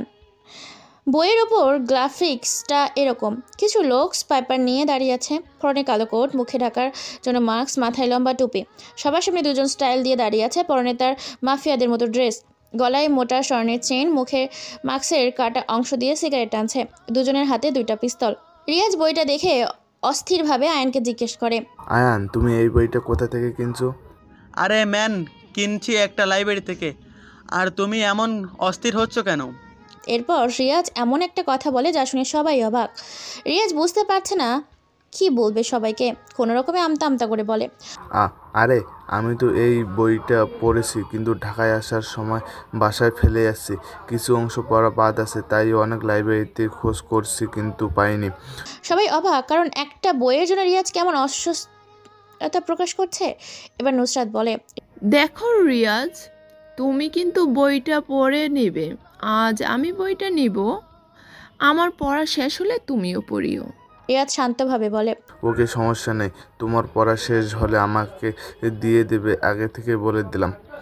Ayaan রেগে বলে, আমার বই এখন পর্যন্ত আমি পড়তে পারি নাই, আর তোরা আমাকে পড়তে না দিয়েই কাড়াকাড়ি শুরু করেছিস।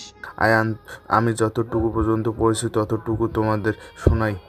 বইয়ের কাহিনীটা পড়লেই একটা ফিল হবে, আর মুখ দিয়ে শুনলে আরেক রকমের ফিল হবে। তার চেয়ে ভালো হবে আমি পড়ে নিব তোমাদের শেষ হলে। এর মধ্যে রিয়াজ সিরিয়াসলি হয়ে বলে, এই সবাই একটা ব্যাপার খেয়াল করেছিস? এই যে রাকিব ভাই ভার্সিটিতে আর কোনো কড়া নির্দেশ দেয় না, কোনো ঝামেলা করে না, কেমন জানি হয়ে গেছে, বুঝতে পারছিস? রিয়ার কথা শুনে রিয়াজ রহস্যময়ী একটা হাসি দেয়, কিন্তু তার হাসিটা কেউ না দেখলেও নুসরাতের চোখ আড়ালো না। কিন্তু কী কারণে এই রহস্যময় মুচকি হাসি বুঝতে পারছে না নুসরাত। কি মেহবাব, আপনারা কি করছেন? আপনার টিমরা কি করছে? সরি, এতক্ষণ খারাপই হয়ে যাচ্ছে আর আপনারা কোনো কিছু করতে পারছেন না। আজ মেহরাব আর রাজকে সিএম ফাহাদ নিজের অফিসে ডেকেছে। শহরের অবস্থা কিন্তু পুলিশ টিম কিছু করতে পারছে না, তাই তিনি কিছু কথা বলার জন্য ডেকেছেন। তার কথা কপনের মধ্যে দিয়ে ফাহাদ উক্ত কথাটা বলে। মেহরাব কি বলবে বুঝতে পারছে না, তবুও আমতামতা করে জবাব দেয়। স্যার, আমরা আমাদের সর্বোচ্চ দিয়ে চেষ্টা চালিয়ে যাচ্ছি, তবে আমরা খুনিকে ধরতে পারলে আইনের কঠিন শাস্তি দিব। ফাহাদ কথাটা শুনে একটা মুচকি হাসি দিয়ে রাজকে বলে, মিরাজ, কি অবস্থা আপনার? আপনাকে তো আনা হয়েছিল সন্ত্রাসবাদ কমানোর জন্য, কিন্তু আপনি আসার পর থেকে কেমন জানি খুনগুলো একটু বেশি হয়ে যাচ্ছে। কি করেন সারাদিন? এবারে যদি শহরে বিশৃঙ্খলা সৃষ্টি হয় তবে জনগণের তো অনেক ক্ষতি। রাজ চোখ জোড়া ছোট করে ঠোঁটের কোণে একটা হাসির ঝলক দিয়ে বলে, স্যার, আমি আমার মতো করে চেষ্টা করছি, তবে আশা করি খুব তাড়াতাড়ি আসামিকে ধরে ফেলবো। আর স্যার, পুলিশ যেখানে বেশি সেখানে সন্ত্রাস একটু বেশি থাকবেই।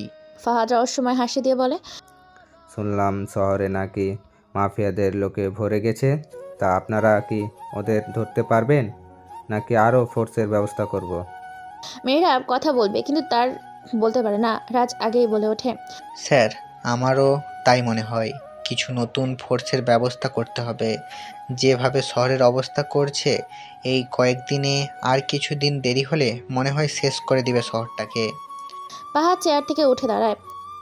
আমি তো সব কিছুই ব্যবস্থা করছি, আপনারা আপনাদের মতো চেষ্টা চালিয়ে যান। রাজ আর মেহরাব চলে আসবে, তখনই ফাহাদ একটা কথা বলে, দেখা হবে তোমার সাথে কোনো এক অজানা জায়গায়, খেলবো মাইন্ড দিয়ে। রাজ আর মেহরাব কথাটা শুনে চমকে পেছনের দিকে তাকায়। তাদের তাকানো দেখে ফাহাদ একটা মুচকি হাসি দেয়। রাজের প্রতি উত্তরে ঠোঁটের কোণে একটা হাসির ঝলক দিয়ে বাইরে বেরিয়ে আসে। জান্নাত আজও বোরকা পরে ভার্সিটিতে এসেছে। চারিদিকে তাকিয়ে সে সামনের দিকে এগিয়ে যায়। হঠাৎ তার চোখ যায় গাছের নিচে বসা একটা ছেলের দিকে। ময়লা একটা সাদা শার্টের সাথে চকলেট কালারের প্যান্ট, মোটা ফ্রেমের চশমা, ঠোঁটের কোণে হাসি। পাশে থাকা মুন্নার সাথে কথা বলছে। জান্নাত মনে করার চেষ্টা করছে ছেলেটাকে কোথায় যেন দেখেছে। আর একটু এগিয়ে দেখে ছেলেটা ওই দিনের বোকা ছেলেটা, নাম রাফি। জান্নাত ক্লাসের দিকে না যেয়ে কি যেন মনে করে রাফির দিকে এগিয়ে যায়।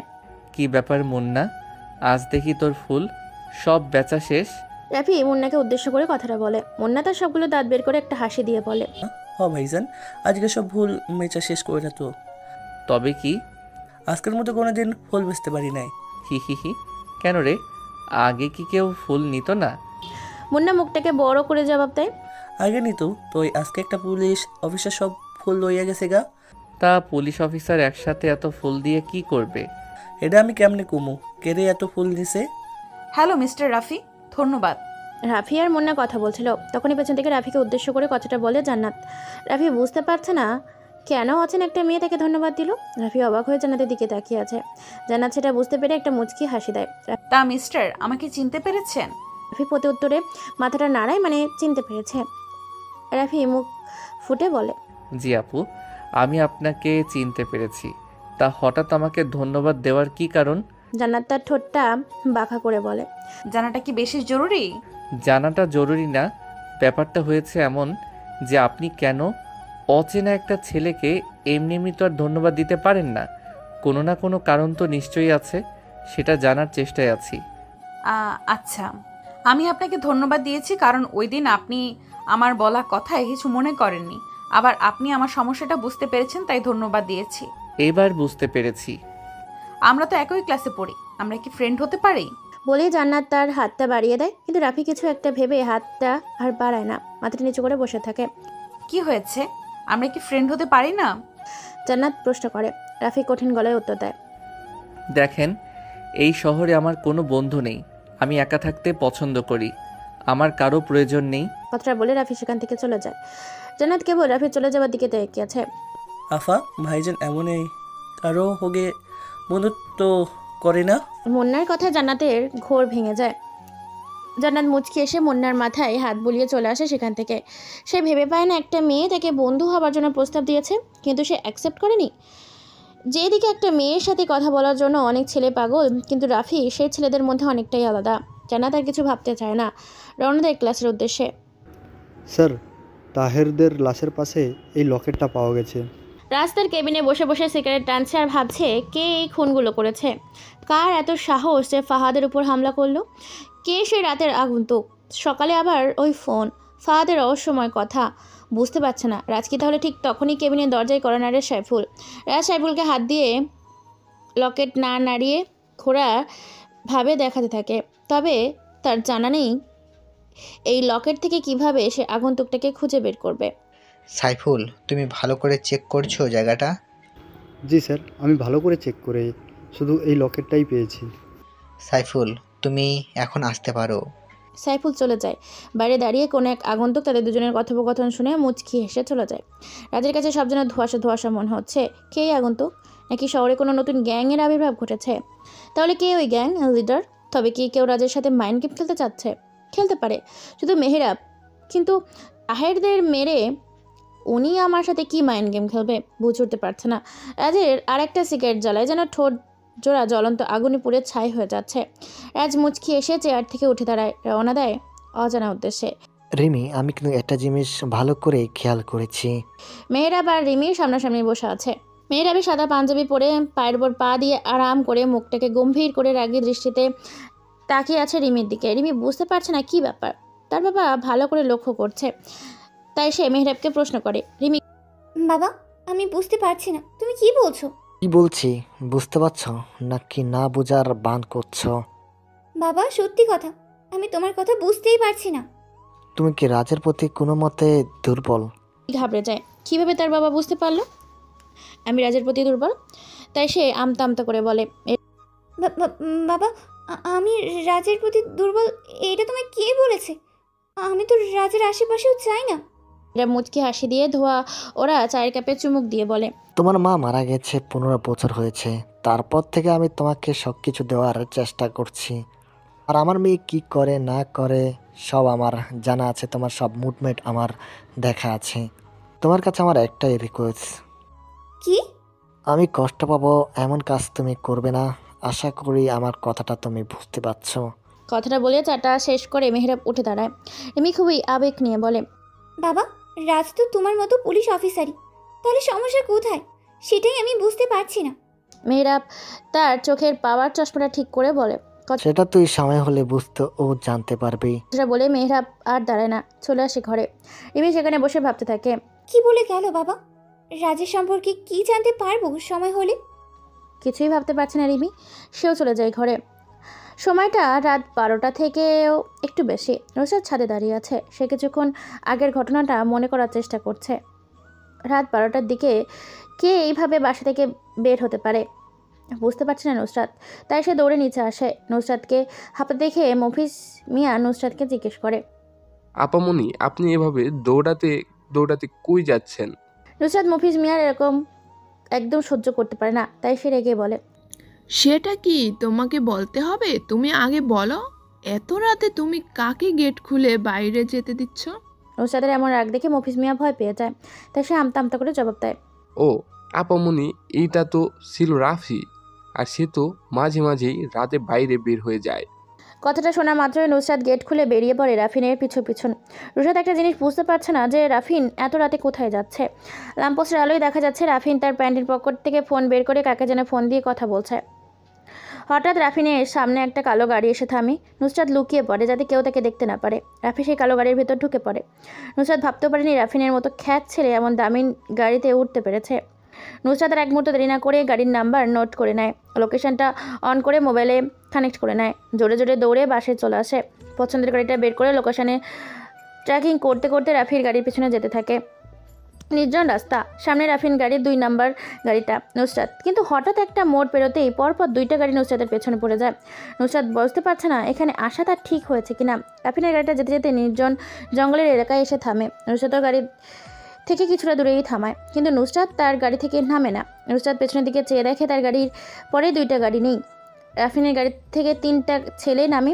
ছেলেগুলো জিন্সের জ্যাকেট, স্টাইলিশ ছেঁড়া প্যান্ট, মাথায় লাল রুমাল বাঁধা, দেখতে পুরো বকাটেদের মতো লাগছে। কিন্তু রাফিন নামছে না। কিছুক্ষণ পর একটা লোক গাড়ি থেকে নামে। নুসরাত অবাক হয়ে সেদিকে চেয়ে থাকে, কেননা লোকটার পরনে মাফিয়াদের স্টাইলের সব কিছু পরা। 4 জন লোক সামনে এগিয়ে যায়। নুসরাত বুঝতে পারছে না রাফিন কোথায় গেল। সে তো গাড়ির ভেতরেই ছিল, তাহলে কই গেল সে? নুসরাত জোরে সামনের গাড়ির কাছে চলে আসে, কিন্তু সে দেখতে পায় গাড়ির ভিতরে কেউ নেই। তাহলে রাফিন কই? নুসরাত আর কিছু ভেবে না পেয়ে সামনে এগিয়ে যায় লোকগুলোর পেছন। এই কে তুই? আমাদের এখানে কেন নিয়ে এসেছিস? ফরাজ স্যার যদি জানে তুই আমাদের এখানে ধরে এনে বেঁধে রেখেছিস তাহলে তোদের একটা কেউ ছাড়বে না। ইমন নামে ছেলেটির কথা শুনে সামনে বসা আগন্তুকটা উচ্চ স্বরে হাসতে থাকে। ফরহাদ আমাকে মারবে সেটা কিভাবে সম্ভব? আমি তো খুন করে কোনো প্রমাণ রেখে যাই না। তাহলে সোয়ান নামে ছেলেটি জোরে বলে ওঠে। কি রাফসান, তাকে কি তোরা কখনো দেখেছিস? রাফসান ভাইকে দেখা লাগে না, তার কথা বলে সব মায়েরা তাদের সন্তানকে ঘুম পাড়ায়, আর তুই বলছিস তাকে দেখা লাগে নাকি? আগন্তুকটা টেবিলের উপর থাকা সিগারেটের প্যাকেট আর পিস্তলটা নাড়াতে থাকে। সিগারেটের প্যাকেট থেকে একটা সিগারেট বের করে ঠুটে চাপে, ডান হাত দিয়ে গানটা নাড়াতে থাকে। আগন্তুকটা সাকিব নামে ছেলেটার হাতের ইশারায় বলে। ওর বাঁধনটা খুলে দে। আগন্তুকের কথা শুনে সাকিব ওর চোখের বাঁধন খুলে দেয়। ভাইয়া এখন এই তিনটাকে কি করব? আগন্তুকটা একটু হাসে, কিছু না বলে পরপর দুইটা গুলি করে বাধা দুইজন ছেলের মাথায় যেয়ে লাগে। ছেলে দুটির চোখ জোড়া যেন বেরিয়ে আসার উপক্রম। বাধা থেকে মুক্তি পাওয়া ইমন যেন এমনটা দেখে উত্তেজিত হয়ে গেছে। সোজা যে আগন্তুকের কলার চেপে ধরে ঝাঁকাতে ঝাঁকাতে বলতে থাকে, তুই এটা কি করলি কুত্তার বাচ্চা? এদের মেরে দিলি কেন? আগন্তুকটা এসে হেসে জবাব দেয়, রাফির কলার ধরা মানে বাঘের সাথে যুদ্ধ ঘোষণা করা। বলে শক্ত বুট দিয়ে সজরে ইমনের তলপেটে লাথি মারে। ইমন দূরে ছিটকে যেয়ে পড়ে। আগন্তুকটা বসা থেকে উঠে দাঁড়িয়ে ইমনের সামনে এসে হালকা নিচু হয়ে বলে, মাফিয়া জগৎ মানে হচ্ছে রক্তের খেলা। সব রাফিয়ানরা রক্তের নেশায় মেতে ওঠে। সবার একটাই কথা হয়, মারো নয় মরো। তুইও এই জগতের একজন, তাই তোকেও মৃত্যুর সামনে দাঁড়াতে হবে। যেমন আজ দাঁড়িয়ে আছিস। মৃত্যুকে কখনো ভয় পাবি না। তুই যদি মৃত্যুর সামনে থেকে বেঁচে যেতে পারিস তাহলে মনে করবি তোর আবার চান্স এসেছে, তাই তা তুই কাজে লাগাবি। আগন্তুকটা আর কিছু না বলে সোজা ইমনের বুকে 3টা গুলি করে দেয়। ইমন যেন ভয়ক্রান্ত দৃষ্টিতে তাকিয়ে আছে আগন্তুকের দিকে। আগন্তুকটা তার মাথাটা থেকে হুডিওয়ালা টুপিটা আস্তে আস্তে খুলে, মুখের কাটা মাস্কটাও খুলে লাশের ওপর ফেলে চলে আসে গাড়ির দিকে। গাড়িতে উঠবে তখনই দেখতে পায় সাদা ড্রেস পরা কেউ যেন ওখানেই দাঁড়িয়ে আছে। সাকিবকে জোরে বলে ওঠে, রাকিব দেখ, ওখানে কে যেন দাঁড়িয়ে আছে, তাড়াতাড়ি যা, পালাতে যেন না পারে। সাকিব আর শাহিন ওই দিকে দৌড় দেয়, কিন্তু দুর্ভাগ্যবশত তারা সেখানে যে কাউকে পায় না। এর আগেই সাদা ড্রেস পরা ছায়াটা উধাও হয়ে যায়। রাকিব আর শাহিন এসে আগন্তুকের সামনে মাথাটা নিচু করে নেয় আর বলে, ভাইয়া ওখানে কাউকে পেলাম না, মনে হয় পালিয়ে গেছে। আগন্তুকটা সজরে পা দিয়ে গাড়ির চাকায় লাথি মেরে গাড়িতে উঠে বসে। আগন্তুকটা ভাবছে ছায়াটা হচ্ছে কোনো এক মেয়ে, কিন্তু এটা কিভাবে সম্ভব? এত রাতে কেউ ঘন জঙ্গলের ভেতরে আসবে? ঘোর থেকে ভাবতে থাকে আগন্তুকটা। নুসরাত কিছুক্ষণ আগে বিধ্বংসী একটা ঘটনা দেখেছে, সেটা মনে করতে তার বুক কেঁপে উঠছে। নুসরাত ছেলেগুলোর পেছন যেতে যেতে একসময় গাছের সাথে লেগে পাটা হালকা কেটে যায়। কোনো রকমের রক্তটা বন্ধ করে আবার হাঁটা শুরু করে। কিছুক্ষণ পর লোকগুলো থামে আর তাদের সামনে 3জন ছেলেকে বেঁধে রাখা হয়েছে। নুসরাত গাছের আড়ালে লুকিয়ে তাদের কাজকর্ম দেখতে থাকে। কালো ড্রেসে পরা লোকটা যখন 2টা গুলি করে মেরে দেয় তখন নুসরাত হালকা ভয় পেয়ে যায়, কারণ হঠাৎ কাউকে এভাবে মেরে দেওয়া বুঝতে পারেনি। যখন আগন্তুকটা নিচে বসে ইমন নামে ছেলেটাকে মেরে মাথা থেকে টুপি আর মাস্কটা খুললো, পুরো চেহারাটা হালকা আলোয় স্পষ্ট দেখতে পেরেছে নুসরাত, সেটার কেউ না। তাদের বাসায় চিলে কোঠার রুমে যে ছেলেটা থাকে রাফি, সে কিছুক্ষণের জন্য নিস্তব্ধ হয়ে গিয়েছিল। ভার্সিটির সবচেয়ে খ্যাত গরিব ছেলেটা এইভাবে 3টা খুন করতে পারলো, ভাবতে পারছে না নুসরাত। রাফিরা যখন গাড়িতে উঠবে তখন নুসরাত গাছের আড়াল থেকে বেরিয়ে যায়, যার কারণে রাফি তাকে দেখে ফেলে। নুসরাতের জানা নেই রাফি তার মুখটা দেখতে পেরেছে কি পারছে না। নুসরাত যখন দেখলো রাফিন হাতরে সেই 2টো ছেলে দৌড়ে আসছিল, তখন নুসরাত সেখান থেকে জোরে দৌড়ে চলে আসে। নুসরাত জঙ্গল থেকে বেরিয়েই খোলা একটা মাঠে চলে আসে আর ভাবতে থাকে, রাফি কি করে হতে পারে মাফিয়া? রাজ প্রতিদিন রাতে ছাদে এসে সিগারেটের টান দেয়। প্রতিদিন সেখানে রিমি চলে আসে, কিন্তু আজ রাজ অবাক হয়ে গেছে। 1 ঘন্টা হয়ে গেছে তবু রিমি ছাদে আসছে না। তবে রাজের কাছে ভালোই লাগছে, একা একা বসে সিগারেট টানছে। অন্যদিন হলে রিমির কথার চালায় শান্তিতে সিগারেটটাও খেতে পারতো না। রাজ একটার পর একটা সিগারেট খেয়েই যাচ্ছে, কোনো মতে মাথা থেকে চিন্তা মুক্ত হতে পারছে না। পকেট থেকে আরেকটা বার সিগারেট বের করতে থাকে। এই পর্যন্ত সেই 9 বার দেখে ফেলেছে লকেটটা, কিন্তু সে বুঝতে পারছে না কিভাবে এই সামান্য জিনিস নিয়ে খুনি পর্যন্ত পৌঁছাতে পারবে। ফারহাদের রহস্যময় কথাগুলো কেমন যেন ভাবাচ্ছে। আবার ফারহাদের রহস্য কথাগুলো শুনে মেহরাবকে শান্ত হয়ে মুচকি হাসিও দিয়েছে, কিন্তু কি হতে পারে সেটাই বুঝতে পারছে না রাজ। আপনার সাথে মনে হয় আমার আর কথা হবে না। রাজ এইগুলোই চিন্তা করছিল, তখনই পেছন থেকে রিমির গলার আওয়াজ শুনে সে পেছনে ফিরে তাকিয়ে দেখে